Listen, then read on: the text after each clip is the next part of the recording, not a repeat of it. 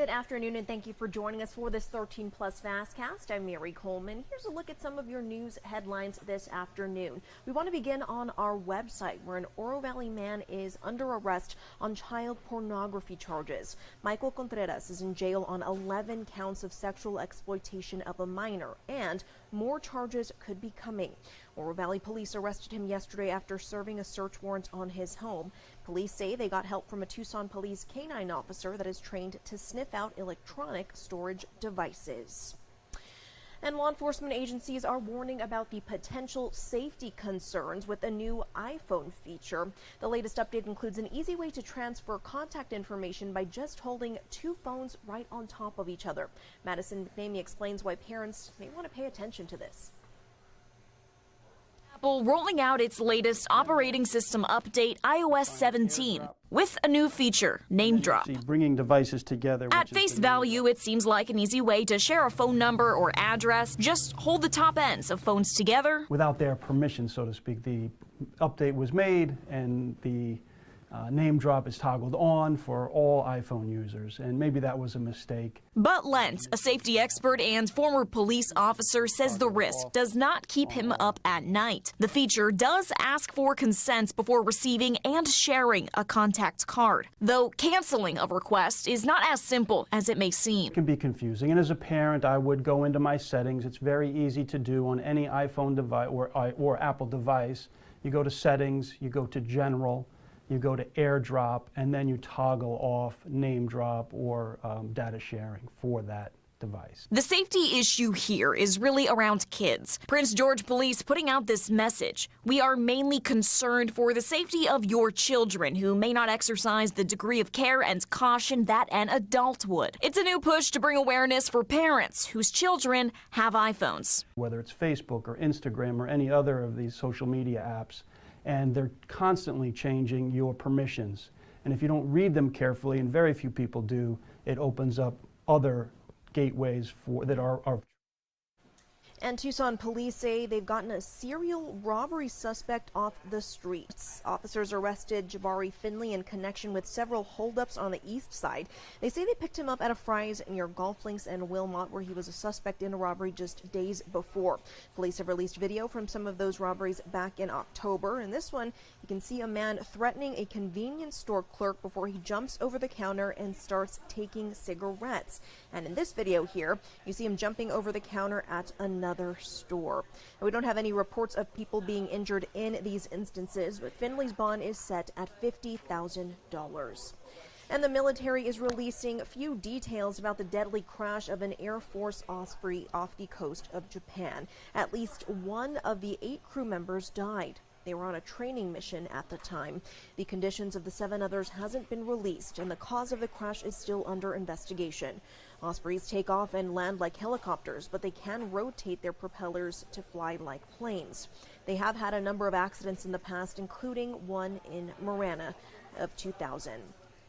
And we want to go back to our website now, where the Arizona Attorney General's office has announced a grand jury has handed down an indictment against 2 Cochise County supervisors. The indictment was filed Monday in Maricopa County Superior Court. According to the AG's office, Peggy buying and real Terry gifts Tom with the Cosby help of conspired to artificial delay the canvass of intelligence. votes cast We in have the this county new during the Google November AI-powered 2022 gifting tool. general As election. Lillian Both Rincon now with face Google felony Shopping offenses of explains, conspiracy when and buyers influence engage with with an Google's election generative officer. AI, they can discover And items. switching gears now, we want to bring in meteorologist Corey Kowitz for a look at what's going on out there. I hear we may see some rain. Yeah, you caught wind of the news. That's I absolutely did. correct, right? Anytime I feel like there's rain, it's always the talk of the town with weather. Because, right? Yeah. We always love rain here. Obviously not too much, right? We Sure. don't want any flash flooding. We're not going to see anything like that. Oh, good. Because it's been dry, right? It's going to be a very much needed rainfall, not maybe one round, maybe 2 rounds. I'll get to that in okay. just a bit. Let's first talk about our radar, what we have right now. It starts by talking about that little system,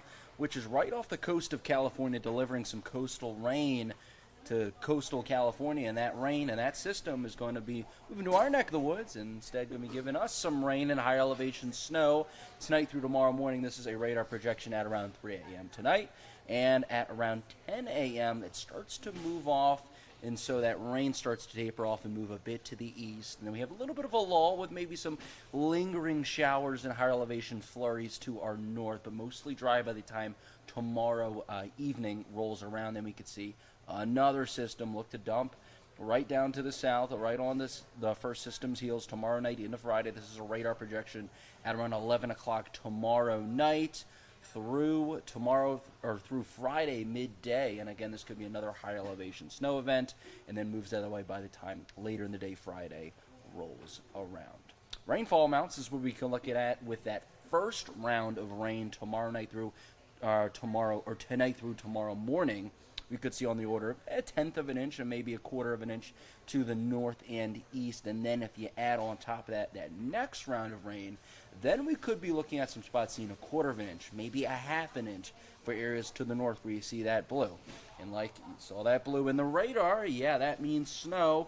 Could be looking at maybe around 6 inches in Flagstaff, maybe up to a foot in the White Mountains in the higher elevations. But let's zoom in our neck of the woods with those Sky Islands. Could be seeing maybe 1 to 3 inches. I've heard rumblings of maybe up to 6 inches above 7,000 feet, which is where Summer Haven is, which is where a lot of those peaks reach. So we could be seeing some decent, very localized snowfall in those very high elevations in the Sky Islands. The chance of seeing that rain in that round one, a preset, which is tonight through tomorrow morning, 40% in Tucson. You can see to the west 0%, but better chance the farther east you go, all the way up to a 60% chance in a place like Safford. And then that second round of rain, which will be Thursday night, so that's tomorrow night through Friday, 50% widespread, 30, 40, and 50% chances. The less chance you have of seeing that rain, you got to go to the south and east in a place like Douglas. So Tucson is right in the middle of those two, so they'll look to get a little taste of both of those systems. But overall, here is the forecast for the remainder of your day, settling into the lower 70s through about 4 o'clock, with that building cloud cover dipping down to the mid-60s by around dinner time, with the chances of rain starting to increase more and more as the night wears along, up to a 30% chance by the time 8 and 9 o'clock roll around, where it'll be in the low 60s.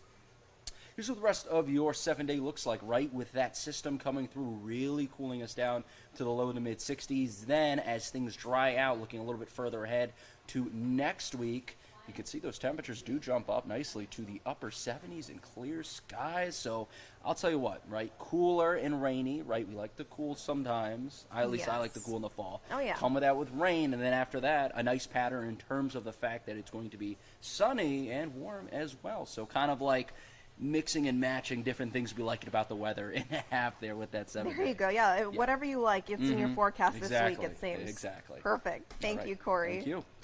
Well, switching gears, let's get back to some of your news. It is time to ring in the high-tech holidays this season. AI is set to help shoppers search for the perfect present. No surprise there, right? Gloria Pasmino has more on how and where exactly AI is being used.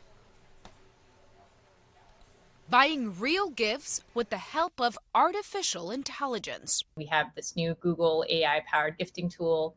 As Lillian Rincon with Google Shopping explains, when buyers engage with Google's generative AI, they can discover items with just a few words. I'm shopping for my 7-year-old daughter, who's very picky, and she wants to be a scientist and inventor. And so I can actually query for exactly that. Thomas Germain from Gizmodo says the more these AI tools learn, the better it is for the shopper's experience. Right now, you kind of have to know what you're looking for. You need to know the name of the product or have a really accurate description. With these AI tools, the better that they get, the idea is ultimately they'll be able to help do the thinking for you. But shoppers, beware. Experts say if you opt in, it gives powerful corporations a lot more power, the power to make a prediction, the power to understand what is going to be the most effective bid in a transaction, what price you're willing to pay. As for how some of those gifts get to you, AI is helping with that too. In this holiday season, some customers will receive their packages that are picked, packed, or sorted by robots. Peter Chen from Covariant explains that AI-powered robots can pump out around 3,000 packages an hour. Human hands, about 300 to 400. In New York, I'm Gloria Pasmino. All right, we're going to end with this. A household staple is getting a vegan makeover. Kraft partnered with plant-based food company Notco for a dairy-free mac and cheese. It's called Kraft Not Mac and Cheese. The vegan cheese is made with fava bean protein and coconut oil powder. Kraft says it has a similar taste, look, and feel to its original product. The new mac and cheese comes in original and white cheddar with shells. It's rolling out nationwide now through early 2024. Let me know if you try it. I'm interested. If it tastes like it, why not try it out, right? Very interesting. We also have this up on our Facebook page if you want to weigh in and let us know what you think, or maybe you have tried it already. Give us a holler. And we will leave you with a live look of Mount Bigelow. Things looking pretty gorgeous out there. You got that little lonely cloud right in the distance, but it looks pretty cool. We hope you're having a great afternoon, and we'll join us right back here at 7:30.